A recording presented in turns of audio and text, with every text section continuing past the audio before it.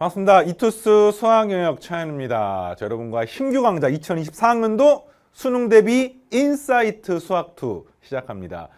수학원 듣고 지금 수학 듣는 학생도 분명히 있을 거라고 생각하고, 또 수학2가 좀 급해서 수학2를 먼저 한 학생들도 아마 상당히 많을 거라 생각하는데, 수학원 수학2는 아예 별개예요. 교집합이 하나도 없습니다.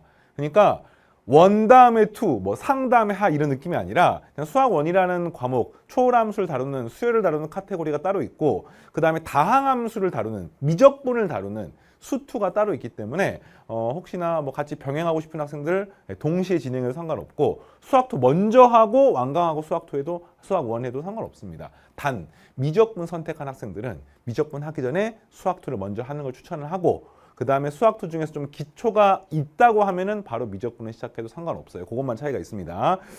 자, 이제 지금부터 수학2를 시작을 하는데, 변화하는 선택 과목 체제의 수능에서 눈에 띄는 트렌드, 한 3, 4년 전 수능에 비해서 확실하게 달라지는 점이 하나가 있고, 그게 최근 이제 두세 번 정도의 수능이 있어 왔죠. 정확히는 뭐 2번, 평가원 모의고사까지 포함하고 뭐 예시문항까지 포함하면 조금 더 많긴 합니다만, 최근 2번 수능이 치러지면서 분명하게 평가원에서 이야기하는 어떤 메시지가 있습니다. 그게 뭐냐? 우리가 공통 플러스 선택 과목 체제로 이루어져 있는데, 선택 과목에 대해서는 초반에 막 유불리 이야기를 많이 했어요. 확통 선택하면은 만점 받아도 미적분 선택한 학생들이 밀린다, 뭐 이런 것들, 뭐 기하가 좋냐, 미적분이 좋냐, 막 이런 이야기들을 많이 했었는데, 한 2년 지나고 나서 그 이야기가 지금은 쏙 들어갔습니다. 왜냐? 어느 걸 선택하든지 간에 내가 제대로만 공부를 하고 그걸로부터 뭐 만점을 받는다고 하면은 유불리가 없습니다. 그리고 아니 선생님 어차피 만점 표점이 한 3, 4점 차이 나는 거 아닙니까? 라고 물어볼 수 있겠지만, 실제로 만점을 받을 수 있는 가능성 자체가 완전히 다르기 때문에 그게 모두 고려된 개념이 표준점수이고, 더더욱더 분명한 메시지가 뭐냐? 승부는 수학원 수학2에서 납니다. 무슨 말이냐면 수학원 수학2의 배점 자체가 74점이에요. 그러니까 일단 3분의 2가 아니에요. 그거보다 훨씬 많습니다. 게다가 실제로 문항을 이렇게 찬찬히 뜯어보면은 수학원 수학2에서 고난도 문제가 훨씬 더 많이 나오고요. 그러니까 실제로 수학원 수학2가 평이한 이론이라고 하더라도 문제를 만드는 거는 훨씬 더 어렵게 만들 수 있거든요. 그리고 전체적으로 시간도 훨씬 많이 소요가 되고, 오히려 미적분이 뭐 기하가 뭐 확통이 더 어렵다고 치더라도 실제로 문항을 뜯어보면은 문제 유형이 기존에 나왔던 문제하고 거의 똑같은, 실제로 변화가 없는, 공부만 제대로 하면 맞출 수 있는 그런 시험으로 점점점 이제 트렌드가 바뀌어가고 있고, 그에 반해서 수학원 수학2는요 뭐 버라이어티하게 나옵니다. 새롭게 나옵니다. 특히 수학1 같은 경우는 새로운 정의로 문제를 표현하는 형태들의 시도를 계속 해왔고, 수학2는 원래 예전에 수학 나형 시절에서부터 최고난도 문항 20번부터 시작해가지고 뭐 고난도가 많이 나왔던 주제라서, 어쨌든 하고 싶은 이야기, 승부는 수학원 수학2에서 나기 때문에 지금 바로 수학원 수학2를 시작하시고 충분히 깊이 있게 꼼꼼하게 공부하시기 바랍니다. 알겠죠? 자, 그럼 이제 수학1 수학2, 이제 수학2 인사이트 수학2를 진행을 하는데, 쌤이 항상 하는 이야기가 전체를 보고 부분을 보는 게 공부의 기본이에요. 그래서 수학2를 공부하기에 앞서 가지고 전체적으로 수학2의 단원 구성을 살펴볼게요. 수학2가 3개의 단원, 함수의 극한, 뭐 연속, 함수의 극한이라고 해요. 함수의 극한과 연속, 그 다음에 미분, 그 다음에 적분, 이렇게 구성이 되어 있습니다. 크게 3단원.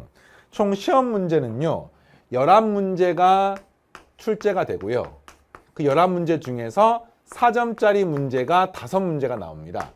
2점짜리 하나, 4점짜리 5개, 나머지는 싹 다 3점짜리 문항이어서 문항수는 3점짜리가 제일 많지만 실제로 4점짜리 문항의 배점이 20점이기 때문에 뭐 어마어마하죠. 그죠? 그러니까 37점 중에서 20점이기 때문에 뭐 반이 넘습니다. 그 정도로 이제 배점이 높고, 그러면 4점짜리 문제 5개나 되기 때문에 이 5개, 수학원 수학2 합하면 4점이 10문제거든요. 그 10문제를 배점으로 하면 40점이야. 그러면은 나머지를 다 맞춰도 60점밖에 안 되는 거야. 이 수학원 수학2 4점짜리 비중이 그 정도 높습니다. 그러니까 실제로 승부는 4점짜리 문제에서 나고, 선생님이 이제 요 문항 분석을 하거나 전체적으로 트렌드를 분석을 할 때 4점짜리 문제 중심으로 이야기를 하겠습니다. 왜냐면 한 5등급 이하 정도가 되면은 3점, 2점도 물론 맞고 틀리고 하겠지만 4등급이 넘어가면은 대부분 4점짜리 문제 승부가 나기 때문에 그래서 이게 5문제가 출제가 됩니다. 볼륨 자체가 수학2는요. 지금 방금 했던 세 단원, 함수의 극한과 연속, 그 다음에 미분, 그 다음에 적분 이렇게 있는데 볼륨 자체가 요 1단원이 작고요. 2단원이 엄청 많고요. 3단원도 뭐 1단원보다는 훨씬 많은 비중. 그러니까 단원 자체의 볼륨이 이게 굉장히 큽니다. 그러니까 시험 문제도 보통 4점짜리가 한 문제, 두 문제, 두 문제 이렇게 나와요. 근데 수학 문제의 특징상 통합형 문제가 되게 많거든요. 통합 교과적인 문제. 그러니까 미분적분이 통합될 수도 있고 극한 미분이 통합될 수도 있습니다. 이것까지 고려하게 되면은 정확하게 뭐 한 문제, 두 문제 이렇게 쪼갤 수는 없어요. 뭐 한 1.5문제, 2.5문제, 뭐 두 문제 이렇게 나올 수도 있습니다. 어떤 느낌인지 알겠죠? 그래서 일단 고르게 출제가 되지만 당연히 미분적분의 비중이 크다. 그리고 11문제가 나오잖아요. 거의 대부분 이 소단원에서 한 문제씩 나옵니다. 극한에서 한 문제, 연속에서 한 문제, 미분계수의 정의 연산 문제, 미분 가능도 뭐 종종 출제가 되고 도함수 활용 문제도 접선도 나오고 그래프도 나오고 뭐 이렇게 그다음 뭐 통합형도 나오고 적분도 부정적분, 정적분, 뭐 부정적분 문제 계산 문제도 하나 나오고 정적분도 나오고 활용도 나오고 수직선상의 운동도 나오고 이렇게 출제가 되기 때문에 전체적으로 고르게 나오지만 이 중에서 4점짜리 문제가 나오는 단원이 어느 정도 윤곽이 잡혀 있습니다. 그게 작년 6월, 9월 수능이 거의 비슷하고요. 재작년 수능까지 분석을 하면은 전체적으로 어느 정도 반복되는 형태들이 있어. 예를 들자면 함수의 극한하고 연속은 실제로 4점짜리 문제로 나오긴 하지만 너무 과한 최고 난도 흔히 말하는 킬러 문제 수준의 문제가 나온 적은 거의 없지만 연속이라는 개념의 특징상 뒤에 나오는 미분의 활용과 같이 버무려서 나오기가 되게 쉬워요. 그러니까 미분의 활용이 3, 4차 함수가 나오거든요. 그럼 3, 4차 함수에다가 플러스 연속 개념이 살짝 양념처럼 들어가 있는. 근데 뭐 아시겠지만 음식이 재료가 똑같아도 양념이 살짝 다르면 맛이 확 달라. 알고 있습니까? 그래서 이것도 그런 느낌인 거야. 연속 개념이 별거 아닌 것처럼 보이지만 단독 문제로 최고 난도는 안 나오지만 실제로 고난도 문제 나왔던 사례들이 꽤 있고 4점짜리 문제가 어떻게 나오냐. 보통 극한과 연속에서 4점짜리 문제가 하나가 출제가 됩니다. 보통 뭐 연속에서 보통 많이 나오는데 극한 연속 통합되거나 연속 단독이거나 연속 뒤에 있는 거 통합돼요. 이렇게 하나가 나오고요. 안 나온 적은 없어요. 이 둘 중에 하나가 반드시 나오고요. 그 다음 미분단에서 보통 두 문제가 나오잖아요. 요거는 연산이기 때문에 별로 특별할 게 없고요. 미분 가능도 미분 가능 단독으로 나오면 굉장히 과하게 나오지 않습니다. 미분 가능이 뭐 그래프나 미분 가능이 접선하고 통합돼서 나오면 고난도가 되지만 그래서 이제 근데 뭐 굉장히 중요하죠. 굉장히 중요하죠. 그리고 접선 그래프인데 일단 4점짜리 문제가 나왔을 때 이 그래프 관련된 주제가 안 나온 적은 단 한 번도 없습니다. 예를 들자면 22번 문제가 항상 수학2에서 나오고 있어요. 22번이 뭐냐면 공통과목 제일 마지막 문제. 전체 시험에서 오답률 1등 문제입니다. 그 1등 문제가 항상 수투에서 나오는데 그 수투 문제가 그래프 관련된 주제는 반드시 들어가 있어요. 그러니까 이게 얼마나 중요한지 알겠죠. 거기에 이제 최고 난도 문항은 통합형이기 때문에 좀 살펴볼 거야. 접선이나 미분 가능이 같이 버무려져 있는 거죠. 그다음에 뭐 정의에서 이렇게. 그래서 보통 여기서 하나, 그다음에 뭐 접선이 뭐 따로 나와서 한 자는 아니겠지만 보통 여기서 또 하나. 약간 이런 느낌인 거야.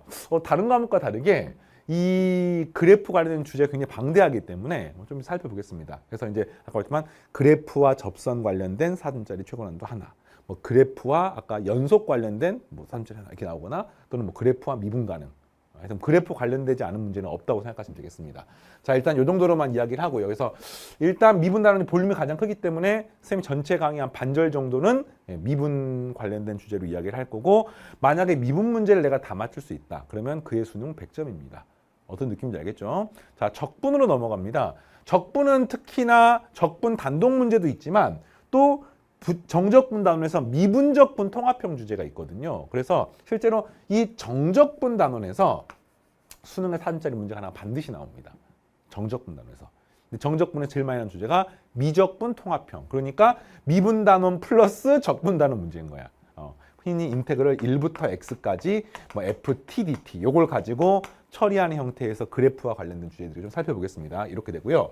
또 재미있는 사실이 작년 수능에서는요. 작년 6월 평가원, 9월 평가원 수능에서 이 수직선상의 운동의 사전짜리 문제가 다 나왔습니다. 뭐냐면 속도, 가속도, 뭐 이동거리, 위치 이런 거 기억나죠? 수직선상에서 물체 운동, 뭐 운동 방향이 바뀔 때, 속도가 어떻게 될 때, 뭐 거리가 얼마가 될 때 이렇게 물어보는 형태들이 4점짜리 문제 중에 조금 라이트한 문제들 4점짜리가 9번부터 시작하는데 9번에서 한 11번 사이 수준의 문제들이 여기서 매번 한 문제가 출제가 되고 있습니다. 그럼 지금 쌤이 별표를 쳤던 문항만 놓고 보면은 그게 거의 무조건 4점짜리 나오는 주제거든요. 근데 5개 중에서 한 3개 정도는 됩니다. 이해되겠습니까? 그래서 그런 주제들이고 뭐 사실 3개가 넘죠. 뭐 4개, 거의 5개 가까운 주제들인데 어떻게 출제가 되고 있는지 살펴보겠습니다. 봐봐요. 작년 수능 문제야. 2023학년도 수능. 자, 보통 수능에서 기억, 니은, 디귿 형태의 문항은요. 최근 10년 동안 빠짐없이 매년 출제가 되고 있습니다. 난이도는 객관식 거의 제일 마지막 14, 15번 수준의 문제고 오답률도 최상위 문제인데 그랬을 때 그 문항이 수투에서 지금 최근에 많이 나오고 있거든요. 작년도 수투, 재작년도 수투, 재작년에는 뭐 수직선상의 운동은 나오긴 했었습니다만 이 문항인데요. 이 문항 보면 극한의 개념이 포함이 돼 있죠. 그렇죠. 극한의 개념. 그리고 마지막에 디귿 봤더니 함수가 감소하고 최소값. 그럼 이게 뭐냐면 증가감소, 극대극소, 최대최소. 바로 미분에 활용해서 공부하는 함수의 그래프 관련된 주제입니다. 이런 것들이 같이 통합이 돼 있어요. 근데 보면 알겠지만 이거는 뭐 극한만에 관한 문제냐, 뭐 연속만에 관한 문제냐라고 하면은 꼭 그런 건 아니죠. 같이 버무려져 있는 문제인 거야. 그래서 극한과 연속 통합된 4점짜리 문제. 거기에 그래프 개념이 살짝 포함이 돼 있는 이런 문제. 통합형은 나온단 말이 무슨 말인지 알겠습니까? 이런 것들. 그 다음에 또 출제가 된 경우는 이제 최고난도 문항이죠. 여기 보면 이렇게 정의를 해석해가지고 뭐를 구하는 건데 최고난도 문항으로 출제가 되었던 작년 수능 문제 미분단원에서 보면 미분단원 뭐 합성함수가 나왔네. 뭐 합성함수 미분인가? 당연히 아닙니다. 합성함수 미분은 미적분 내용이기 때문에 그래서 함수 그리고 3차 함수에 관련된 문제이기 때문에 3차 함수의 그래프를 알아야 되는 뭐 그런 주제들이 포함이 되어 있습니다. 자, 어떤 내용인지 알겠죠? 근데 보면 알겠지만 만만치가 않죠. 둘 다 보면은 딱 보는 순간 뭔가 확 하는 느낌이 안 든단 말이야. 최근에 또 트렌드 중에 하나가 뭐냐면 4점짜리 문항을 공짜로 주지 않습니다. 4점짜리 문제도 살짝 뭔가 비틀어놔요. 쉬운 4점짜리도 옛날에는 4점짜리 13개가 나오면 그중에서 한 3문제는 공짜로 주는 3점짜리나 진배 없는 문제. 또한 4, 5문제는 그냥 공부하면 누구나 맡을 수 있는 그리고 또 한 서너 문제는 조금 어려운 마지막 한 문제는 킬러 문제 막 이랬었는데 지금은 트렌드가 바뀌어가지고 3자리가 아무리 쉬워도 공짜로 주는 건 없어요. 살짝 비틀어놨습니다. 아무리 어려워도 킬러 문제라고 감히 부를 만한 수준의 진짜 말도 안 되는 최고난도 30번 수준의 문제는 없거든요. 그래서 약간 예전에는 스펙트럼이 엄청 쉬운 거부터 엄청 어려운 게 이렇게 쫙 펼쳐져 있다고 치면은 지금은 이게 좁혀져 가지고 너무 쉬운 것도 없고 너무 어려운 것도 없으면서 이 안에서 이제 문항수가 분포가 되어 있는 그게 최근의 트렌드입니다. 그 말은 무슨 말이야?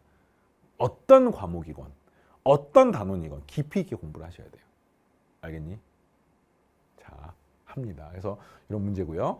자, 그 다음에 넘어가서 이 문제는 인테그럴 0부터 x. 자, 아까 선생님께서 어떤 이야기 잠깐 진행하면서 했냐면은 적분 문제인데 이렇게 적분 구안에 문자가 포함되어 있으면은 이게 사실 미분하고 통합된 문제들인 경우가 대부분이에요. 그래서 미적분 통합형 문제들.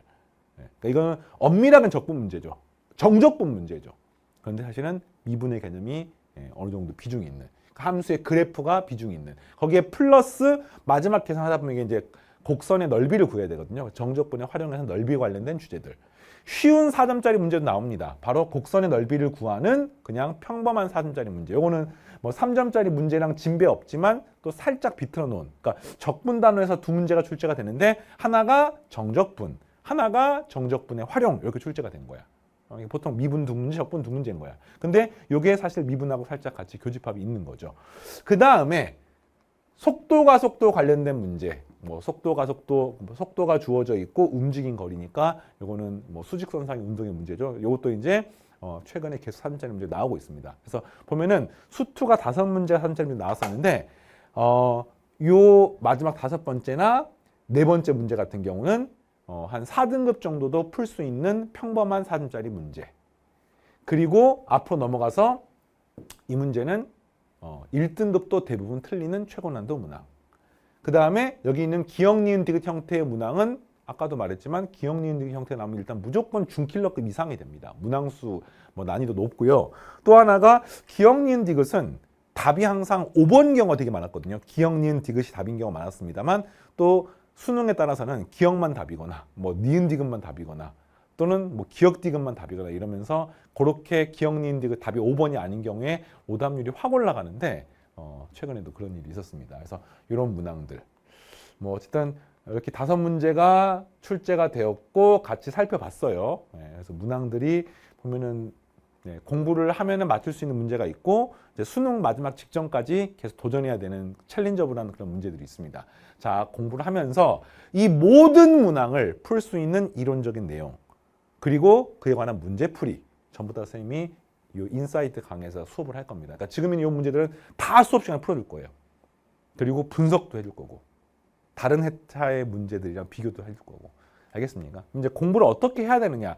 이 강의가 지금 이제 1강인데 수투를 전체적으로 이제 어느 정도 윤곽이 보이잖아. 공부를 하는 방법에 관한 이야기를 살짝 하겠습니다. 일단 수학2의 과목의 특징상 모든 단원이 함수입니다. 그러니까 함수의 극한이잖아. 함수의 연속이잖아. 함수의 미분이고 함수의 적분이거든요. 근데 그 함수가 그냥 함수가 아니라 다항함수예요. 다항함수.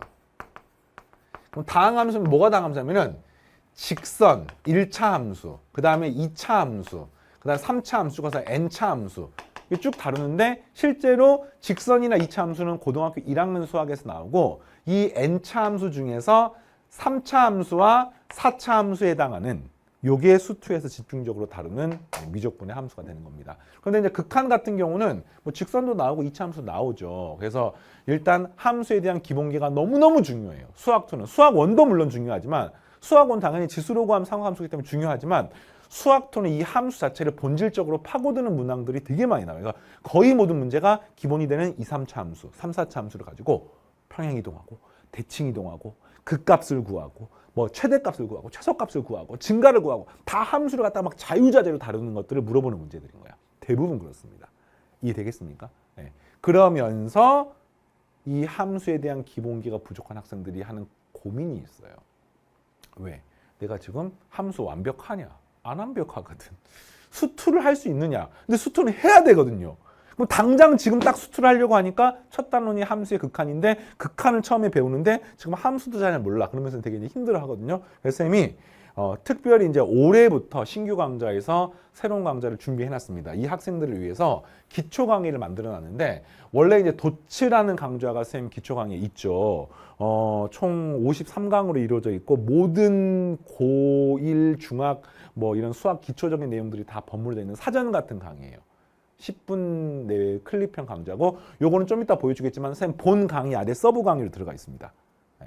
그래서 인사이트 강의 들으시면은 그 안에 도출 강의가 녹아 들어가 있어요. 필요한 내용들, 단원별로, 강의별로.